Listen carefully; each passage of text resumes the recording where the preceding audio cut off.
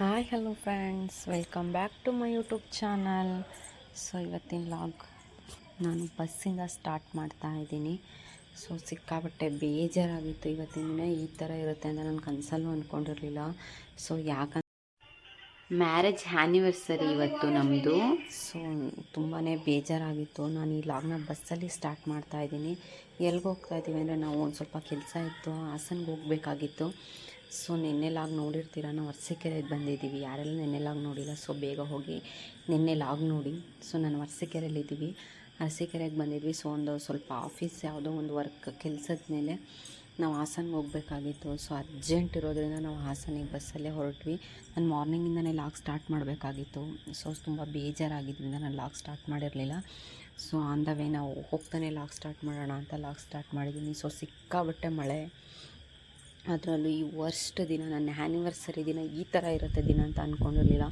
ಬರೀ ಓಡಾಟ, ಅಷ್ಟು ಓಡಾಟ ಇತ್ತು ಇಲ್ಲ ಆವತ್ತಿನ ದಿನ. ಸೊ ಏನೋ ಒಂಥರ ಮನಸ್ಸಿಗೆಲ್ಲ ಬೇಜಾರು. ನಾನು ಹೇಗೇಗೋ ಆ್ಯನಿವರ್ಸರಿ ಮಾಡ್ಕೋಬೇಕು ಅಂದ್ಕೊಂಡಿದ್ದೆ, ಬಟ್ ಸ್ಟಿಲ್ ನನಗೆ ಇಷ್ಟೊಂದು ವರ್ಕ್ ಬರುತ್ತೆ ಅಂತ ಅಂದ್ಕೊಂಡಿರಲಿಲ್ಲ. ಬಟ್ ಸ್ಟಿಲ್ ಇವತ್ತಿನ ದಿನ ನಾನು ಹೇಗೋ ಮಾಡಬೇಕಾಗಿತ್ತು. ಸೊ ನಾವು ಫೈನಲಾಗಿ ಹಾಸನ ರೀಚ್ ಆದ್ವಿ. ಹಾಸನಲ್ಲಿ ಸಿಕ್ಕಾಪಟ್ಟೆ ಮಳೆ ಬರ್ತಾಯಿತ್ತು. ಅರಸೀಕೆರೆಯಲ್ಲಿ ಅಷ್ಟೊಂದು ಮಳೆ ಇರಲಿಲ್ಲ. ಸೊ ಹಾಸನಲ್ಲಿ ತುಂಬಾ ಮಳೆ ಇತ್ತು. ನೀವೇ ನೋಡ್ಬೋದು ಎಷ್ಟು ಮಳೆ ಬರ್ತಾ ಇದೆ ಅಂತ.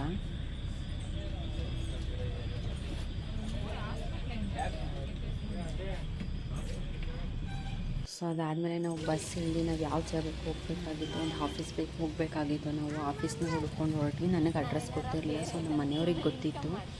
ಸೊ ಅದು ಗೌರ್ಮೆಂಟ್ ಹಾಸ್ಪಿಟಲ್ ಹತ್ರ ಆಫೀಸ್ ಇದ್ದಿದ್ದಂತೆ. ಸೊ ಹಾಗಾಗಿ ನಾವು ಆಫೀಸ್ಗೆ ಹೋಗೋಣ, ಸಿಕ್ಕಾಪಟ್ಟೆ ಮಳೆ ಆದರೂ ನೆನ್ಕೊಂಡೇ ಹೋಗ್ತಾ ಇದ್ದೀವಿ. ಯಾಕಂತ ಹೇಳಿದ್ರೆ ನಾವು ಆಫೀಸ್ಗೆ ಅಲ್ಲಿ ಹೋಗೋಷ್ಟೊತ್ತಿಗೆ, ಹಾಸನ ಹೋಗೋಷ್ಟೊತ್ತಿಗೆ ಮಧ್ಯಾಹ್ನ ಆಗೋಗ್ಬಿಟ್ಟಿತ್ತು. ಸೊ ಸ್ವಲ್ಪ ಬೇಗ ಹೋಗಬೇಕಾಗಿತ್ತು. ಸೊ ಹಾಗಾಗಿ ಮಳೆ ಬಂದರೂ ಪರವಾಗಿಲ್ಲ, ಸ್ವಲ್ಪ ಜಿಡಿ ಮಳೆ ಬರ್ತಾಯಿತ್ತು, ಆದರೂ ಹೊರಟ್ವಿ.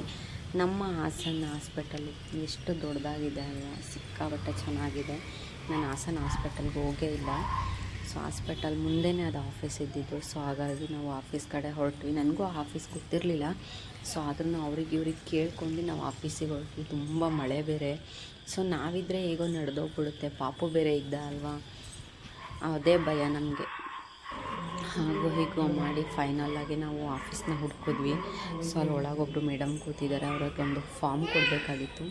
ಸೊ ಆ ಫಾರ್ಮ್ನ ಕೊಟ್ಟು ಬೇರೆ ಇನ್ನೊಂದು ಫಾರಮ್ ಇಸ್ಕೋಬೇಕಾಗಿತ್ತು, ಸ್ವಲ್ಪ ಸೀಲು ಸಿಗ್ನೇಚರ್ ಹಾಕಿಸ್ಕೊಂಡು.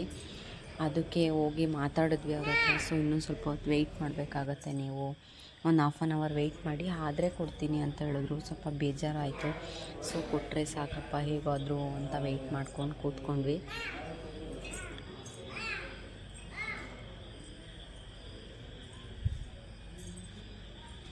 ಸೊ ಅದಾದಮೇಲೆ ಫೈನಲಾಗಿ ನಾವು ಅಂದ್ಕೊಂಡಿದ್ದು ಕೆಲಸ ಆಯಿತು. ಸೊ ಅಷ್ಟು ಕಷ್ಟಪಟ್ಟು ನಾನು ಬಂದಿದ್ದು ಸಾರ್ಥಕ ಆಯಿತು. ಸೊ ಆ ಫಾರಮ್ನ ಕೊಟ್ಟರು ಅವರು. ನನಗದು ಸಿಕ್ಕಾಪಟ್ಟೆ ಇಂಪಾರ್ಟೆಂಟ್ ಆಗಿತ್ತು. ಸೊ ಕೊಟ್ಟಿಲ್ಲ ಅಂದಿದ್ರೆ ನಾವು ಮತ್ತೆ ಬರಬೇಕಾಗೋದು. ಸೊ ಕೊಟ್ಟರಲ್ಲ, ಏನೋ ಒಂಥರ ಖುಷಿ ಆಯಿತು, ಏನೋ ಒಂದು ಸ್ವಲ್ಪ ಸಮಾಧಾನ, ಹೇಗೋ ಕೊಟ್ಟರಲ್ಲ ಬಿಡು ಓಕೆ ಅನ್ನೋ ಥರ ಸ್ವಲ್ಪ ಖುಷಿ ಆಯಿತು. ಅದಾದಮೇಲೆ ನಾವು ಅಲ್ಲಿಂದ ಹೊರಟ್ವಿ. ನಮ್ಮ ಪಾಪುಗೆ ಅಲ್ಲೇ ರೋಡ್ ಸೈಡಲ್ಲಿ ಕಬ್ಬಿನಾಲ್ ನೋಡಿದೆ. ಕಬ್ಬಿನಾಲ್ ಅಂದರೆ ಒಂದು ಸ್ವಲ್ಪ ಇಷ್ಟ, ಅಂದರೆ ತುಂಬ ಕುಡಿಸಲ್ಲ, ಒಂದು ಸ್ವಲ್ಪನಾದರೂ ಕುಡಿಸ್ತೀನಿ. ಸೊ ಅದಾದಮೇಲೆ ನಾನು ಒಂದು ಗ್ಲಾಸ್ ಕಬ್ಬಿನಾಲನ್ನ ತೊಗೊಂಡ್ವಿ.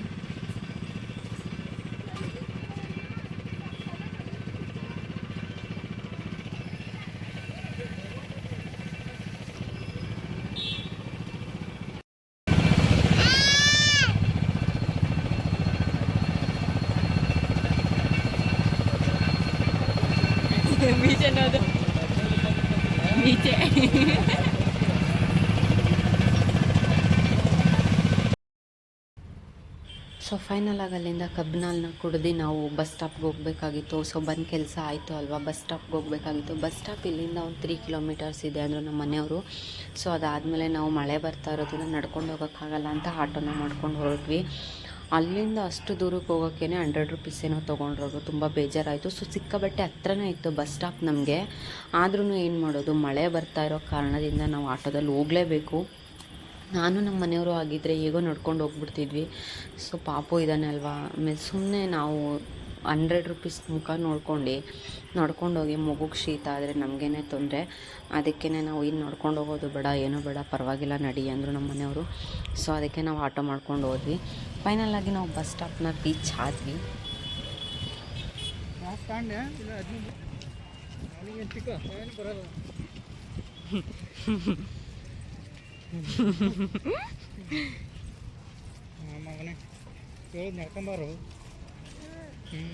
ಇದು ನಮ್ಮ ಹಾಸನ ಬಸ್ ಸ್ಟ್ಯಾಂಡು. ಯಾರೆಲ್ಲ ಹಾಸನ ಬಸ್ ಸ್ಟ್ಯಾಂಡ್ ನೋಡಿದ್ದೀರಾ ಸೊ ಕಮೆಂಟ್ ಸೆಕ್ಷನಲ್ಲಿ ತಿಳಿಸಿ. ಸೊ ಈ ಮಾನ್ವಿ ಬಿರಿಯಾನಿ ಅನ್ನೋದೊಂದು ದೊಡ್ಡ ಕತೆ ಸ್ಟೋರಿನೇ ಇದೆ.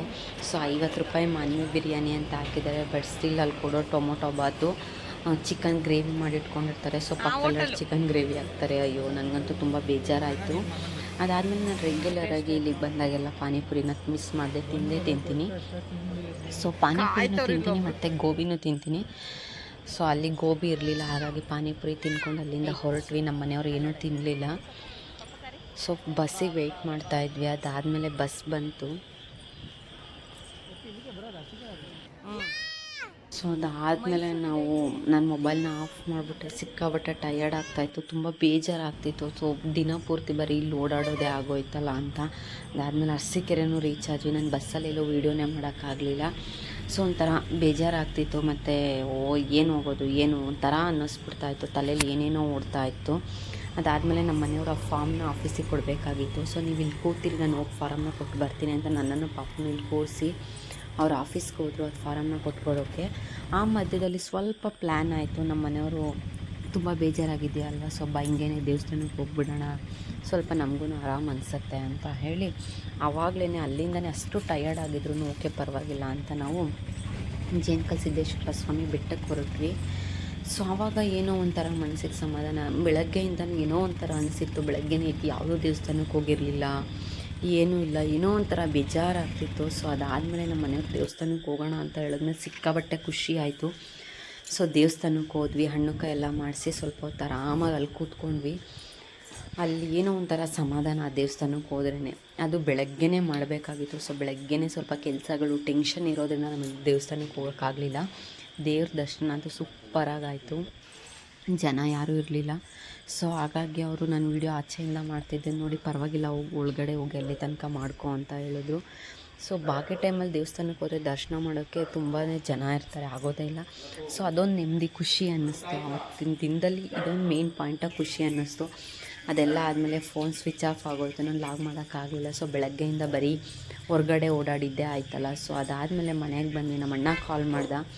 ಸೊ ತುಂಬ ಬೆಳಗ್ಗೆಯಿಂದ ಬೇಜಾರಾಗಿದೆಯಾ ಅಂತಿದೆಯಾ, ಡಾಬಾ ಹತ್ರ ಅಂತ. ಸೊ ಅವನು ನಮ್ಮ ಅಣ್ಣ ಡಾಬಾದಲ್ಲಿ ವರ್ಕ್ ಮಾಡ್ತಾನೆ. ಸೊ ಡಾಬಾ ಹತ್ರ ಬನ್ನಿ, ಏನಾದರೂ ಊಟ ಮಾಡ್ಕೊಂಡು ಹೋಗಂತ್ರಿ ಅಂತ ಕರೆದ. ಅದಾದಮೇಲೆ ಸ್ವಲ್ಪ ಮನೆಗೆ ಬಂದು ಫ್ರೆಶ್ ಅಪ್ ಎಲ್ಲ ಆಗಿ ರೆಸ್ಟ್ ಮಾಡಿದ್ವಿ ಅಲ್ಲ, ಸ್ವಲ್ಪ ಮೈಂಡ್ ಫ್ರೆಶ್ ಅನ್ನಿಸ್ತು. ಸೊ ಅದಾದಮೇಲೆ ರೆಡಿಯಾಗಿ ನಾವು ಡಾಬಾ ಕಡೆ ಹೊರಟ್ವಿ. ನೈಟು 7:30, 8 o'clock ಆಗಿತ್ತು. ಸೊ ನಮ್ಮ ಅಣ್ಣ ಡಾಬಾಗೆ ಬನ್ನಿ ಅಂತ ಕರೆದಿದ್ದ ಅಲ್ಲ. ಅದಾದಮೇಲೆ ನಮಗೆ ಹೋಗೋಕ್ಕೆ ವೆಹಿಕಲ್ ಇರಲಿಲ್ಲ. ನಮ್ಮ ಮನೆಯವರು ಹೋಗಿ ನಮ್ಮ ಚಿಕ್ಕಪ್ಪ ಇದ್ದಾರೆ ಅಲ್ಲೇ. ಸೊ ಅವ್ರು ಗಾಡಿನ ಇಸ್ಕೊಂಬರ್ತೀನಿ ಇರು ಅಂತ ಹೇಳಿದ್ರು. ಸೊ ಗಾಡಿನ ಇಸ್ಕೊಂಬಂದರು ಅವರು. ಗಾಡಿನ ಇಸ್ಕೊಂಡು ಬಂದಮೇಲೆ ನಾವು ಹೊರಟಿದ್ದು ಡಾಬಾ ಕಡೆಗೆ. ಸೊ ಅವಾಗೇನೋ ಒಂದು ಸ್ವಲ್ಪ ಖುಷಿ ಅನ್ನಿಸ್ತು. ಆದರೂ ಬೆಳಗ್ಗೆಯಿಂದ ಟಯರ್ಡ್ ಆಗಿದ್ವಿ ಅಲ್ವಾ, ಆದರೂ ಒಂದು ಕಡೆ ಬೇಜಾರು, ಒಂದು ಕಡೆ ಖುಷಿ, ಏನೋ ಫೈನಲಾಗಿ ನಾವು ಡಾಬಾಗೆ ಹೊರಟ್ವಿ. ನೋಡೋಣ ಹೇಗಿರುತ್ತೆ ಸೆಲೆಬ್ರೇಷನ್ ಅಂತ. ಸೊ ನಮ್ಮ ಅಣ್ಣ ಕಿಚನಲ್ಲಿ ಏನೋ ಮಾಡ್ತಾಯಿದ್ದ, ಅವನು ಸ್ವಲ್ಪ ಕೆಲಸ ಮಾಡ್ತಾಯಿದ್ದ. ಸೊ ಹಾಗಾಗಿ ಸ್ವಲ್ಪ ಹೊತ್ತಿರು, ಒಂದು ಸ್ವಲ್ಪ ಕೆಲಸ ಇದೆ ಮುಗಿಸ್ಕೊತೀನಿ ಅಂತ ಹೇಳ್ದೆ. ಸೊ ಆಯಿತು ಅಂತ ಹೇಳಿ ನಾವು ವೆಯ್ಟ್ ಮಾಡ್ಕೊಂಡು ಕೂತ್ಕೊಂಡ್ವಿ. ಅದಾದಮೇಲೆ ಪಾಪುನ ಆಟ ಆಡಿಸಿ ಅವ್ನು ತುಂಬ ದಿವಸ ಆಗಿತ್ತಲ್ಲ, ಸೊ ಪಾಪುನ ಮಾತಾಡಿಸ್ತಾ ಇದ್ದ. ಸೊ ಡೆಕೋರೇಷನ್ ರೂಮಲ್ಲಿ ಹೋಗಿ ಕೂತ್ಕೋಗು, ಸುಮ್ಮನೆ ಇಲ್ಲಿ ಯಾಕೆ ಕೂರ್ತಿ ಅಂತ. ಸೊ ಅವ್ರ ಡಾಬಾದಲ್ಲಿ ಡೆಕೋರೇಷನ್ ಇದೆ. ಸೊ ನೋಡ್ಬೋದು ನೀವು ಎಷ್ಟು ಚೆನ್ನಾಗಿದೆ ಅಂತ. ಸೊ ನನಗೂ ಏನೋ ಒಂಥರ ಖುಷಿ ಅನ್ನಿಸ್ತು. ಅದಾದಮೇಲೆ ನಮಗೆ ಸ್ವಲ್ಪ ಸರ್ಪ್ರೈಸಾಗಿ ಕೇಕ್ನ ತರಿಸಿದ್ದ ಅವನು. ಏನೋ ಒಂಥರ ನಾವು ಕೇಕ್ ಕಟ್ ಮಾಡೋಕ್ಕಾಗಿರಲಿಲ್ಲ, ಯಾಕಂತ ಹೇಳಿದ್ರೆ ಈ ಟೆನ್ಷನಲ್ಲಿ ಅಲ್ಲಿ ಇಲ್ಲಿ ಓಡಾಡೋದು, ಇದು ಸಿಕ್ಕಾಬಟ್ಟೆ ಒಂಥರ ಗಜಿಬಿಜಿ ಆಗೋಗ್ಬಿಟ್ಟಿತ್ತು ನಮಗೆ. ಏನೋ ಒಂಥರ ಬೇಜಾರು, ಟಯರ್ಡ್ನೆಸ್ಸು, ಬೆಂಗಳೂರಿಂದ ಬಂದಿದ್ದು, ಇಲ್ಲೆಲ್ಲ ಓಡಾಡಿದ್ದು. ಅದರಲ್ಲೂ ಅದಾದಮೇಲೆ ನಮ್ಮ ಅಣ್ಣ ಕೇಕ್ ತಂದಿದ್ದು ಸ್ವಲ್ಪ ಖುಷಿ ಅನ್ನಿಸ್ತು. ಸೊ ಅದಾದಮೇಲೆ ಕೇಕ್ ಕಟ್ ಮಾಡೋಣ ಅಂತ ಎಲ್ಲ ರೆಡಿ ಆಗ್ತಾಯಿದ್ವಿ. ಯಾರೋ ಇನ್ನೊಬ್ಬರು ಬರಬೇಕಿತ್ತು, ಇನ್ನೊಬ್ಬರು ಅಣ್ಣ ಬರಬೇಕಿತ್ತು. ಸೊ ಅವ್ರಿಗೋಸ್ಕರ ವೆಯ್ಟ್ ಮಾಡ್ತಾಯಿದ್ವಿ.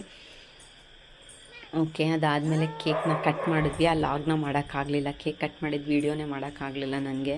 ಅದೊಂದು ಬೇಜಾರು ಅನ್ನಿಸ್ತು. ಸೊ ಕೇಕ್ ಕಟ್ ಮಾಡಿದ ವೀಡಿಯೋ ಮಾಡೋಕ್ಕಾಗಲಿಲ್ಲ ಅಂತ ಹೇಳಿದೆ ಅಲ್ವಾ. ಸೊ ಅದಾದಮೇಲೆ ಅವ್ನು ನಮಗೆ ಊಟನ ಸರ್ವ್ ಮಾಡ್ದೆ.